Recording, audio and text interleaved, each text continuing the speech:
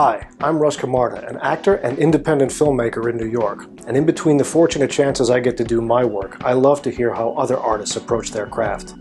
In this series of conversations, you'll see some faces you recognize, some you may not, but they're all working artists. And we'll get to see how they take art and use their craft to reveal the truth. This is Art, Craft, Truth.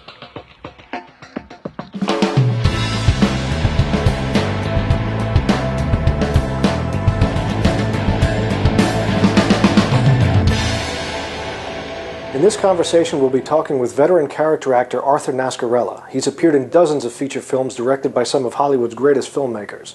Films like Cop Land, Martin Scorsese's Bringing Out the Dead, Oliver Stone's World Trade Center, 7 films with Spike Lee. But some of you may remember him best as Carlo Gervasi on The Sopranos, a role that earned him a Screen Actors Guild Award as part of the Best Ensemble cast that year.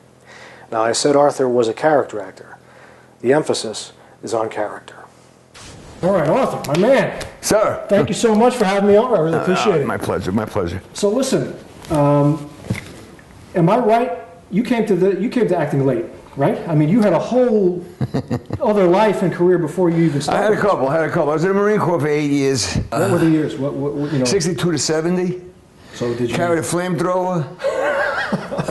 Yeah, originally I carried the outer ring of an 81 millimeter mortar. I was a big, strong, tough kid. But then when they realized I was really stupid, they gave me a flamethrower. So I carried that instead. And when I got done with being in the Marine Corps, then I joined the New York City Police Department.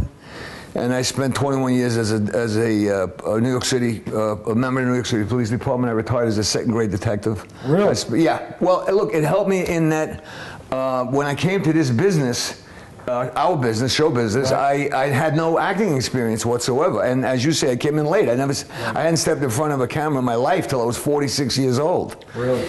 And but unbeknownst to me, I had spent my career as a narcotics division undercover, buying drugs for the New York City Police Department. So you were acting there? Those were my acting lessons. I had no idea. It turned out it worked out all right, you know. So how did where did that come from? How did that transition? How did you get into this business?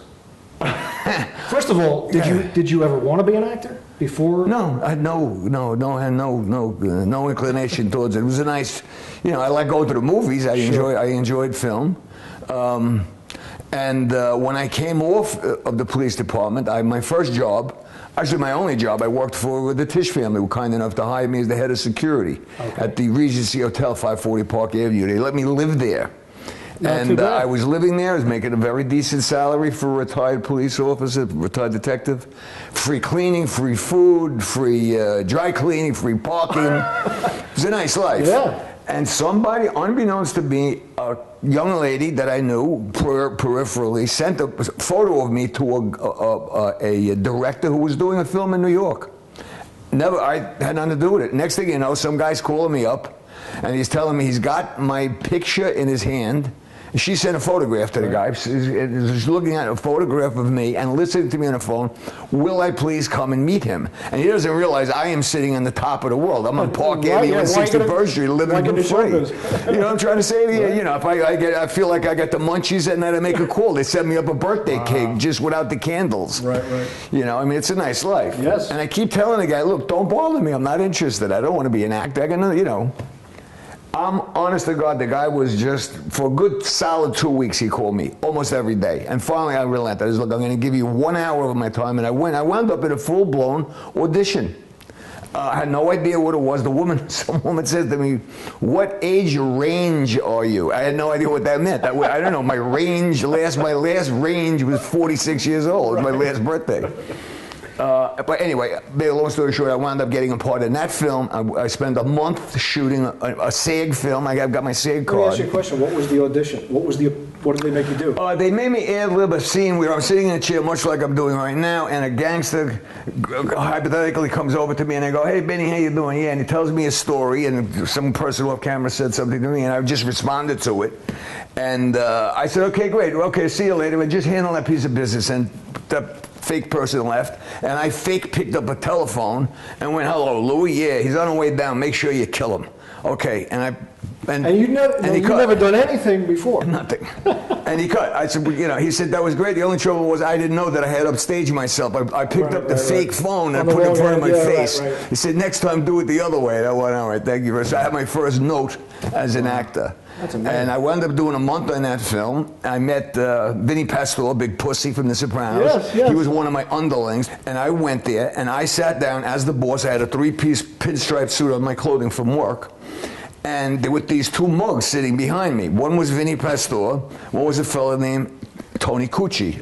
Turned out to be another good friend of mine. He played into my life later on, Anthony did. But the director says, okay, Arthur, you're going to play the boss, and Vinny, you're going to play his right-hand man, and Tony, his left-hand man. The next thing I went, hey, that's great, man. And I took a cigarette, I smoked and I took a cigarette, and Vinny reached over me and lit it. He was already my right-hand man. So, and I mean, I went, that was very impressive to me. Man, I went, holy mackerel, this guy is already acting.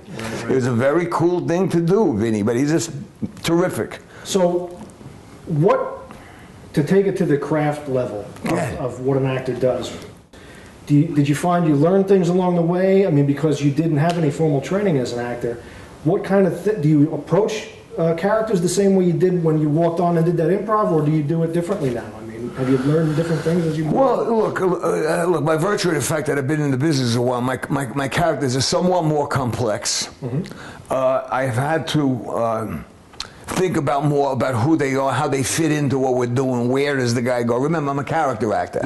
There's a certain place you have to be in your mind to be a successful character actor. First of all, you got to know, particularly if you're starting in the business at 46, one, you're never getting the girl. Okay.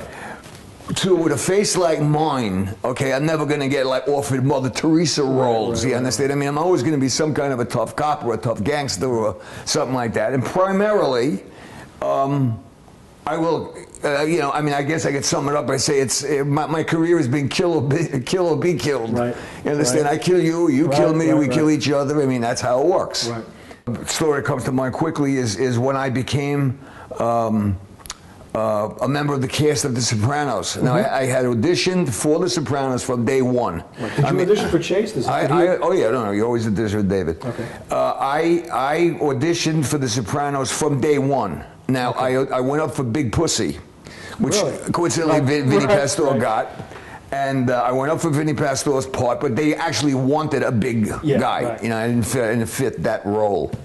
So I didn't get the part, but David Chase always told me, and I would go every year, every season, I would go back to David, and he would have me audition for another part, and he would tell me, look, I like you for this role, but it's a 1 or 2 show arc, and I'm not doing that. I'm not going to put you in a show until I got a character that you're going to last in. And as it turns out, at the beginning of the 4th season, he brought me in as Carlo Gervasi. Now, there were 86 total shows.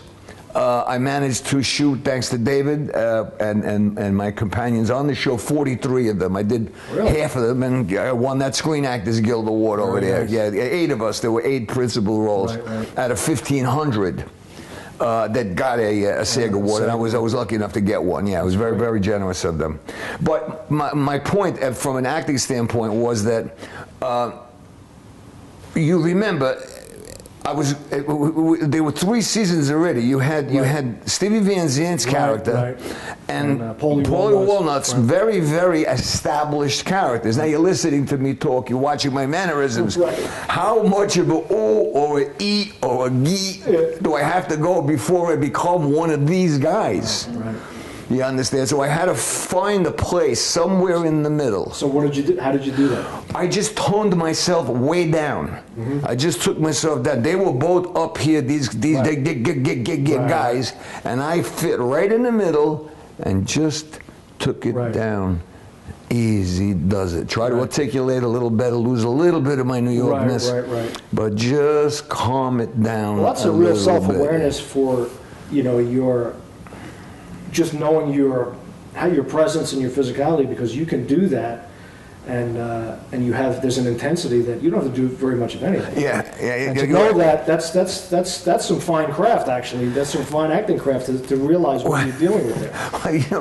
You got to remember something. I shave this character every morning. That's right. I know what I look like. Right. I don't have to really go be. I can just look at you and be there. You know. Let me ask you this question: when you do, because you end up doing a lot of roles like this, when you're in The Sopranos or you're in whatever, because you were a detective and because you were a New York City police for 20 some odd years, do you almost become a consultant on these projects? Like when you're watching it, you're like, no, that's bullshit. That's never. What are you holding a gun like this? I mean, do you do that kind of stuff? Well, look, what I do is, remember, you have to always respect the writer, the director. You have to respect there are other people there that have their own opinions and want to have an image and a vision of what and where they want their film to be, or their scene to be. I will always ask first, can I just try something when the camera's off? I did a film for Martin Scorsese. It was called Bringing Out the Dead, and I worked opposite Nicolas Cage. When I read the script and I read the book, I auditioned for Scorsese, and the audition is a fun time also. For Scorsese? That audition was fun? Hysterical. Really? Why? Let's diverge there for a second. Well, Mr. Scorsese, I love you, and I'm just telling a story. God bless if he ever watches this. Well, I certainly, for your sake, hope he die. You know what I mean? I walked into Scorsese. Look, as an actor, actors. Try to find out about who you're going to be dealing with. Okay, Scorsese's very jumpy. Scorsese's. What happened? He's very attuned to his surroundings. And I walked in, and I was introduced to him by Ellen Lewis. It was a very decent part. It was going to be Captain Barney, which was Nicolas Cage's boss. And I went in on an audition, for the audition. Mr. Scorsese, this is Mr. Nascarella. And I went, how do you do, sir? And she walked out, and I went, how do you do? Do you hear that? Can you hear that? That's just what he was saying. He went, what? What? Hear what? And I went, whoa. Oh, geez, I'm so sorry. I said, it's 3 o'clock. My parents know that I'm here with you. And they were in Florida, but I could hear them doing their rosary. Scorsese looked at me and he said, Nascarella, you are crazy. And I went, oh, Mr. Scorsese, you got no idea. He went, sit down. And we sat there. I swear to God, I never auditioned, but we sat there and started. Remember, we were the same age. Sure. He grew up in the Italian enclave down in Little Italy. I grew up in the one up in East Harlem. And we talked about the old days in New York, growing up in New York City. That's great. Honest to God, after an hour, she came in and said, look, one of you auditioned for the other one. She said, I got an office full of people outside. Will you please? He says, do you want the part? I said, of course I want the part. He says, get the hell out of here. Now, let's go back to the acting part. Right. It was a very dark movie. I did not want my character to be dark. He was explained in a book as a very, very fat guy who gave assignments predicated on how much great food you would bring him over the course of a tour, exotic food. Right. And I didn't fit that part of it, but I also wanted to be funny or lighter. Right. I sat on my couch for 3 days trying to figure out how do I segue from so serious to funny without changing the lines. Okay. And after 3 days, I came up with a bark. Okay? A bark. Just a random... That was my segue. If you ever watch the movie, watch it. Okay, and so I had the mustache and the sideburns. I had just got done filming Summer of Sam, so I was in that '70s look anyway, and I looked like a civil servant. And the Cage is standing in front of me, and he says to me, I don't remember the lines exactly, whatever it was. You have to fire me. I can't do the job. You have to fire me. And I looked at him and I went. And Cage jumped back. Scorsese jumped. I said, Mr. Scorsese, may I try something? Right. He said, sure, Arthur, go ahead. And I barked at Cage. He jumped back, and I took the character. I put my head down, and when I came up and barked, I was this different guy. Right. And the scene went on hysterical. It turned out to be very, very funny. All of the dialogue, I just give it a different tempo, a whole different tempo. So Scorsese was extremely happy. He cut. Cage says, you know, Marty, you know, that bark would go good for my character. Really? And Scorsese went, and I went, hey, Nicky, I mean, you know, you're Nicky Cage, I'm Marty Nascarella. Right. You know, I'm trying to say, I mean, you eat steak every day. I got a little hamburger helper here. You want that too? I mean, give it a break, will you please? He says to me, he says, man, you're really going for it. I says, excuse me, but you tell me, when should an actor go for it? I'm working with Nicolas Cage, an Academy Award winner, being directed by Scorsese. What, I should hold back a little bit? I mean, what, are you kidding me? P.S. to that story was that I was up in Toronto filming Enemy of the State. Me and Malkovich were up there. I came back to my hotel room one night, and my father calls me, and he said, I'm watching TV. He was in Florida. I'm watching TV, and there's a show, Siskel and Ebert, you know the guy, the fat guy? I went, yeah. He says, that fat guy just said, who the heck is Arthur Nascarella on TV? And that was his name too. My father went, are they looking for me? I went, no, Bob, you're okay. He told like the cops were coming. He's a tough guy, my old man. We'll touch on it a little bit. You talked about Summer of Sam. So, I mean, you worked with Spike Lee a zillion times. I had Spike gave me seven principal roles in a row. But that interaction with Nicolas Cage, I'm curious, now that you've been doing it for a long time, how do you deal with it? Because actors all work differently. I mean, there's actors who come from the Strasbourg, the method thing, there's more practical type guys. It's not me, by the way. There's all different types of actors. When you get on there and you see how an actor's working, how do you work with them? I mean, do you just do your thing and say, hey, you know, you guys fall in where you fall, or how's that work? Well, you just answer your own question. That's how I work. That's how I work. I go there prepared. Look, I know where I want to go with it. I know there's a director there. He'll tell me. He'll give me a note this way or that way. The other actor, look, I know I'm a big guy. I'm a loud guy. I'm not a. You know, I'm not that kind of an individual, and it comes out in my work. Of course, I'm respectful of everyone. I want everyone to do well, look well, like that. But when I'm head-to-head with you, face-to-face with you, well, on one of the opportunities that I had to work face-to-face with Robert De Niro, and he directed me in A Bronx Tale. I didn't get in the movie. The real bartender the bartender in The Bronx Tale in a social club had a heart attack in real life. It's one of my 2 times that I ever was an extra. They called me up to be an extra in A Bronx Tale. I went to Astoria. I'm sitting in a room, and there's 200 extras, men and women, all dolled up in the same. I went there. My hair was cut and my suit, and I'm there. And I'm playing a $7-card stud, a $1 and $2 7-card stud game with a bunch of Italian guys that I know. It's that kind of a play. We're getting in mood. And all of a sudden, the room goes dead silent. In comes De Niro and the first AD. And they're walking around looking, and they're looking, and they're looking, and they're looking, and they're looking. And De Niro stops right in front of me, and he says, did you shoot anything yet? And I said, no. He said, you didn't shoot nothing. I said, sir, I got here an hour ago. He says, he's the bartender. And he walks out. I don't know what that meant. They pick me up, take me to wardrobe. As I'm going to wardrobe, I see the bartender. He's going out on a fucking stretcher. I went, yikes. Wow. They bring me in, put me in his uniform. I go behind the bar. Now, it's the scene where Chaz Palminteri gets shot in the head. Everybody's dancing. The bar is riotous. And he gets shot. All right, I'm behind the bar. I'm pouring Chaz a bottle of a drink of shit. I got a Dom Perignon bottle in my hand. I'm pouring the thing. Okay, ready, action.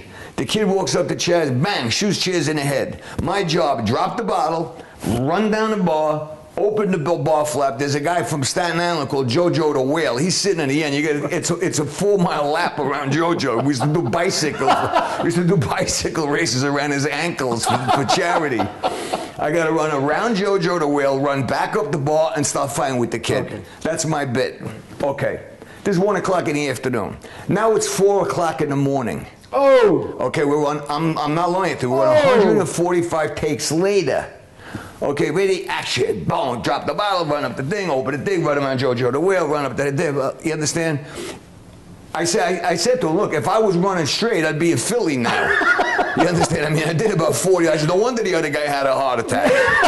You understand? I mean, you got to be kidding me. What the hell? And he did not like what he was seeing. He just didn't get what he wanted. And as it turns out, he wound up using a scene, one of the takes that they did before the guy had the heart attack. He shoots for 10 hours and never used the bit. Never used it. Holy well, look, you know, everybody has their own way of doing it. Scorsese says, well, on the 150th take, you're trying to get back what you got on your second. Wow. So just shoot something and... Yeah, exactly. You know. So you were face-to-face acting with Deniro at the point. That's where we... All right, yeah, so we're at Cop Land now. Okay.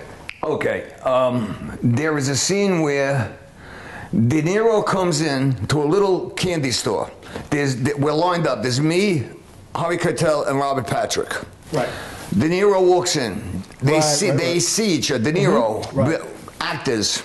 De Niro has a scene where he walks in. Look, he's legendary. I mean, there's a million stories about Mr. De Niro. He walks in, and his character takes it, makes himself a cup of coffee, and puts it in a brown paper bag. They have brown paper bags stacked up. Off camera, I mean, before the scene is going, De Niro stood there for an hour with brown paper bags going whap, so that it would open. Whap, whap, whap, over and over and over. There were brown paper bags all over the floor until he could walk in, eyes closed, and open that bag and put his coffee in. Okay, that's De Niro. That's him. That's prep, baby. Actors, come on, work on. Look, what do they teach you in your schools? Where if you're going to use a prop, if you're going to use something in your hands, use it first before you go on camera, so that when you go on camera, you're, oh shit, have you taken that with you now to when you do stuff? If I'm going to use a prop, without fail. Look, in the film that you and I just did, I'm on the altar in the whole vestment doing mass. Right. You understand? I mean, there were a lot of little things I had to learn, so I did them all before the camera started rolling. You know, so that's you're not some real specific stuff. Yeah, you know, little, just small stuff. De Niro comes in. Keitel and him, they see each other. They enter into a conversation. Right. Keitel does his lines. He introduces Robert Patrick. Robert Patrick does his lines, and De Niro says, "Cut. Hold on a minute." Now remember, we're in this little tiny space. We're talking about a 15 by 15, 20 by 20 space. There's 50 people in there. There's the camera. Harvey Weinstein is standing right behind the camera. Oh, really? Okay. And De Niro says, "Look, you got another man here. Wouldn't I have discussion with these two, but wouldn't I have discussion with him?" Sure. I raise my hand. I say, "Oh, yeah, Harvey Weinstein, yeah, Arthur, what is it?" And I said, "Mr. De Niro," I said, "My name is Arthur Nascarella. I'm a retired New York City police detective, and I gave him three, I won't go into it, right, but I gave him three very specific reasons why he would want to ID me. If you're working a case on us, you would want to know who I am. Suppose you get transferred tomorrow, the guy that comes in, you could say, that guy is Frank Lagunda. Get it? All right." So he says, "Oh, I like it, so I'll say hello to you." I said, "Okay, fine, sir." Good. He goes out, action. He walks in. He does his lines with Keitel. He does his line. Keitel does his lines with Robert Patrick. He looks at me. And he says, whatever his name was, Lenny. I go, "How you doing, Frank Lagunda?" And he says, "Oh, Frank, where do you work?" And I went to 17 Precinct. He says, "Really? How long you been here?" I says, "Well, if I got a lieutenant from Maternal Affairs asking me, maybe I'm there too long." He went in, "Good to meet you." I said, "Good to meet you too." And he walks out. Great. Total ad lib. Right. Watch the movie. It's in the movie. Of course, yeah. You That's understand? a great bit. Right. There are veteran actors who are, masters at improv and stuff. Yes. Who would be intimidated in that situation. And Harvey Weinstein asked me that. He says, "Why are you nervous?" And I said, "No." I said, "Harvey, listen to me. If I had thrown up on De Niro," I actually said, I said, "If I had, De Niro said he had lived with me, if I had puked on De Niro's chest that night, I would have had a steak dinner and a girlfriend." So I had no problem with it. I was not worried about it at all. That's just what I told Harvey. That's true. Right. But I did a film for Brian Copland and David Levine where I worked opposite Michael Douglas. And I absolutely beat the living daylights out of Michael Douglas. I beat the shit out of him. He's drunk. I'm in the back of a car, and a limo at night, and I get out, and I beat him while I do 5 pages of dialogue. I am talking continuously, and they let me use my own name. By the way, you're probably wondering why. I'm here to help you. My name is Nascarella, and blah, blah, blah, blah, blah. And while I am beating him from pillar to post, it's Michael Douglas. Yes. remember something. You throw one left hook, you knock out Michael Douglas's tooth. You understand? You're in Apex Tech. You know, you learn the tool. That's right. And then as you learn each tool, they put it in the bucket, and at the end you graduate with your pail of tools. Air conditioning and that's where you go. You're out of showbiz. You're in Apex Tech now. You understand? I mean, you're fucking doing oil changes. That was what happened. You know, why are you here? Well, I knocked out Michael Douglas's two front teeth. What are you, nuts? Wow. You understand? Yeah, but I mean, that's how that shit works. What was your question? I don't even remember. But it was something about an actor being able to stay in it. You know, having the courage to, you know, to commit and stay there in those tough spots like that, and not. Well, look, that's what you're there for. Yeah. I mean, what can I say to you? Learn your lines, make a decision of who you want to be and how you want to be about it. Read the script. See, that's another thing. As I got older, I realized read the script more. The more you read the script, the more you get out of it. People go, "Oh, I read the script 10 times. What did this guy know? He got nothing else to do." Believe me, you read the script. Okay, get there early. If you're late, if you're not on time, you're late. Okay, actors, you're the first, the last extra never gets an upgrade. Yeah. Okay, I went to one of my early movies that we were shooting in Rikers Island, near Rikers Island, and the lead actor in Independent got locked up the night before. I was there a half an hour, 40 minutes early. And the director was on the phone. What the hell do you mean? We're shooting a movie, Mike. I need him. You can't get him. Hang on a second. Come here. Yeah. You speak English. Yeah. Fuck, I'm leaving there. You're my new leading man. Half the job is showing up. You understand? And I was the leading man from that point on. He didn't have too much in the can where he could substitute the leading man, and that's what happened to me. The last extra never gets an upgrade. Well, Cop Land, that's a classic sort of indie that made it. But you've been on. I think you did World Trade Center, right? Oliver Stone. I did World Trade Center. I mean, you've been on Big and Little. What's the I mean, do you approach it any differently as an actor when you get on? Do you deal with the people any different? Like, how do you? You just walk in and bang and do it. Look, I'm one of these guys. I woke up in June of '52 in a good mood. I've been stuck there ever since. You know what I mean? I just, I get along with everybody. I prefer, it's a little too hard. It's a lot of work to be a pain in the ass, to be nasty, and that's it. I mean, I really didn't try to. I mean, I went to one acting class. I went to Vinny Pesto brought me to an acting class. Oh, this I gotta hear. Yeah, there was a young man. He was kind of everybody's guru. He actually was tapping everybody in the class. That's another story. But that's that part of it is not acting. That's common to the world. You don't have to be an actor. But anyway, now remember, I'm living and working at the Regency. I'm running now I've gotten promoted at the Regency. Now I've taken over private security because I'm extrapolating outward. While that's a great job, I now have the Royal Family of Monaco. I handle all of their security. I did for 9 years. Oh. Anytime they were in New York, I had them and my guys. Wow. Ultimately, in my PI work, I wound up living with Leona Helmsley. I got up in my apartment and moved in with Leona Helmsley. Really, in Greenwich, Connecticut. I live with her and Harry. Forrest Gump sitting in front of you. You've been everywhere. Kid, I'm like dog shit. I'm all over.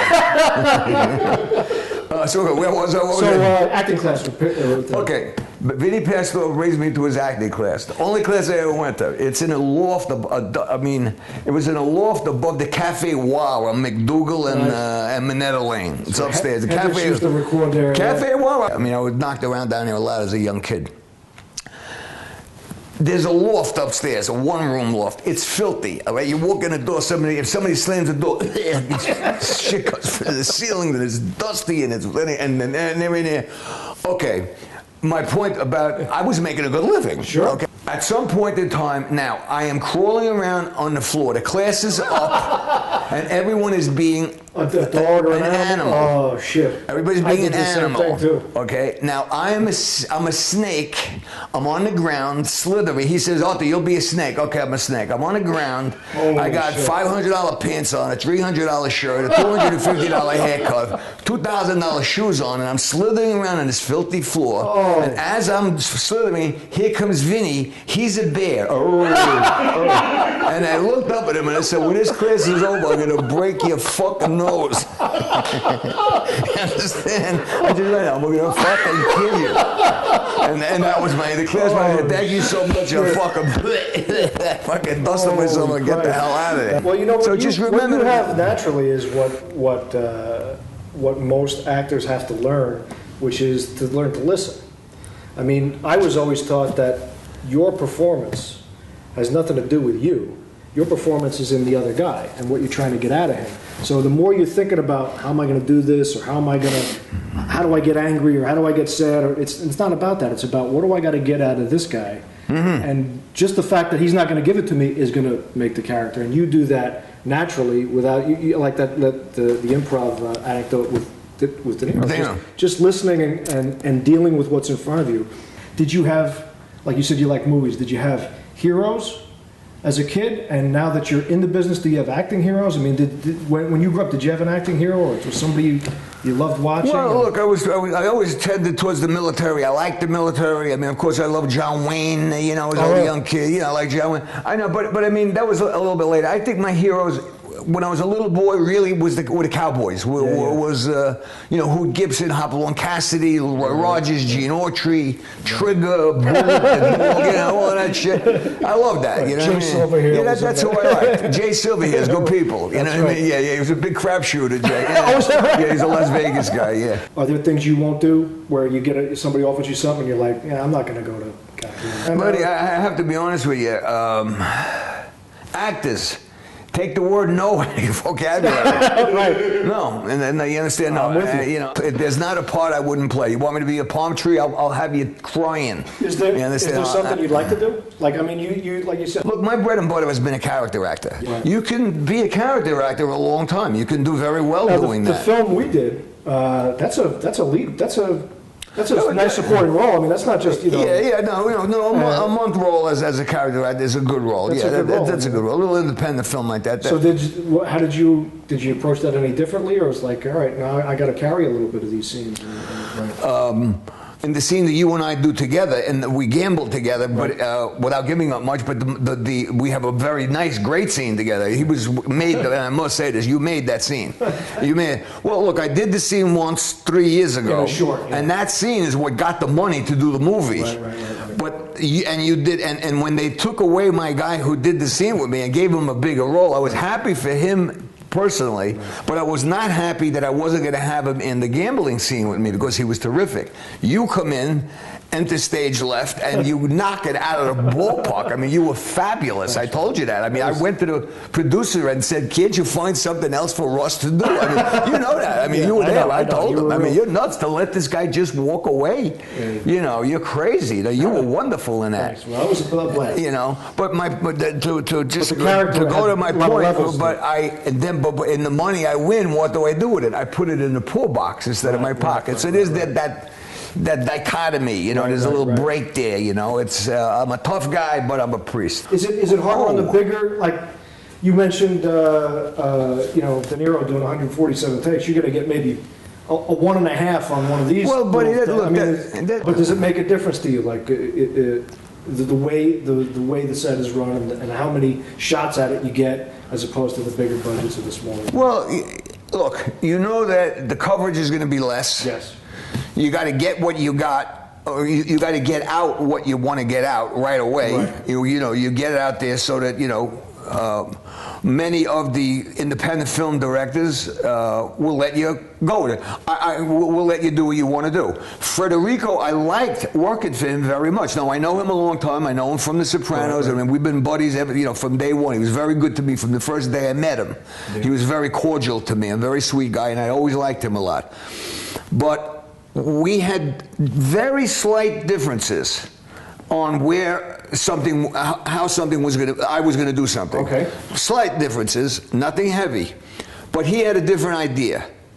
But I'll tell you, to his credit, what he did is not only would he give you another way to do it, but he caused me personally to see it his way, and then even come up. He kickstarted my thinking. I would get his way, but his way would make me think of two other ways. Right. And then I would say, well, what about this and what that? And he would be even open to those possibilities. That's a great director. Yeah, he was a great director. I have to say that. It was very, that's it. You know, that's it. Yeah, it was a good, and He did a great job on that, man. Yeah, Federico was terrific as a director on that. He's a damn good actor. He's a damn good actor. I think the whole point of what we do as actors, artists, whatever you want to call us, if you want to be that pretentious, is to kind of help reveal the truth to the audience. Whatever the screenwriter or playwright wrote, there's a truth, there's a human truth in there that you're trying to get across. Do you feel that way? What's your thoughts on truth in art? It's not. Well, look, I think as an actor, all you could do is bring truth to your character. If a guy is doing a cop story, I'm familiar with cop stories. It may be somewhat abstract, but that's what the guy wants. That's what you get. All I can do is bring truth to my guy. Right. You understand? The written word is there. You've got to do what the guy has written, and you know that's how it is. You can't. You can't, you know, you got to be true to yourself. You got to be, you know, be real. So you've worked with Scorsese, Spike Lee, Oliver Stone, Todd Solondz, remember him? Yeah. Happiness, yeah. Oh, Happiness, right? Yeah, it was a cop in Happiness. I work with, but How do you? I mean, it's always kind of deferring to the way the director wants you to go. But like you said, when you worked with Federico Castellucci, you worked together. Great communication. Great communication. That's not always the case, clearly. Todd Solondz work like this. I have a note for you. Great. Call kimono spaghetti airplane?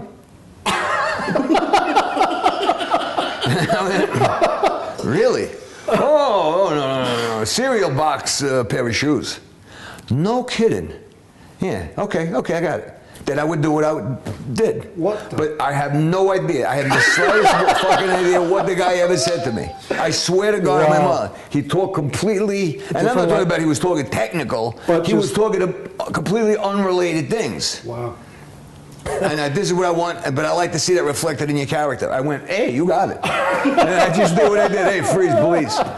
And he went, excellent. You said before you did 7? Yeah. Picture. How did Spike Lee come into your life? How did he find you? Spike Lee saw a film called A Brother's Kiss. It was a small independent film. It was directed by a guy named ZVI something, Rosenberg. He was Rosie Perez's husband at the time. Okay. Spike Lee saw that movie via Rosie Perez, you know, Spike's an indie guy, you know. And the next thing you know, I get a phone call, and it's Spike Lee, just out of clear blue sky. The phone rings, and it's Spike Lee. And he invited me down at 375 Greenwich. He had his office there. Did you know it was Spike Lee? Like, how did you? Well, look, there was a black man on the telephone, and my name is Nascarella, and he said to me, can I speak to Arthur Nascarella? Whoever this is, I don't know the guy well. And I said, no, I said, who's this? And he said, Spike Lee. And I went, good Lord, I had never had a conversation with Spike Lee before, but I'd seen him on television and seen him in the films. And I said to him, like, well, if this is Spike Lee, then I'm Nascarella. And he said, well, then you're Nascarella because this is Spike Lee. That's great. And an hour later, I was downtown with him. We had a cup of coffee, and he invited me to be in a film called New Jersey Drive. Played a junkyard owner. And then, you know, Spike liked what he saw. And then he gave me Clockers, and then New Jersey then Girl 6. Wow. But I did that, and then on to He Got Game. He Got Game. And it's nice when a director he was great. Thinks about you and wants to put you back. But Spike Lee's he taught me so many things. Believe me when I tell you. Spike Lee. Taught you what? But one of the things he taught me, I think that might have been the second film that I ever did I did not go to the premiere, nor the party afterwards, for whatever reason. I have no idea. The next morning, 10 o'clock in the morning, my phone rings. Where was you? I said, hey, Spike. I said, gee, you know, you had 3,500 people at the Ziegfeld, and you're missing me. He said, let me teach you something. He said, you're never more in demand than when you're not there. Wow. So, actors, show up. Don't necessarily be a smoke ring in an air-conditioned room. You understand? That's too little. Right. Okay, but show up when you need to show up. Right. Don't send candy to the director's wife. Don't come to set on a day you're not shooting.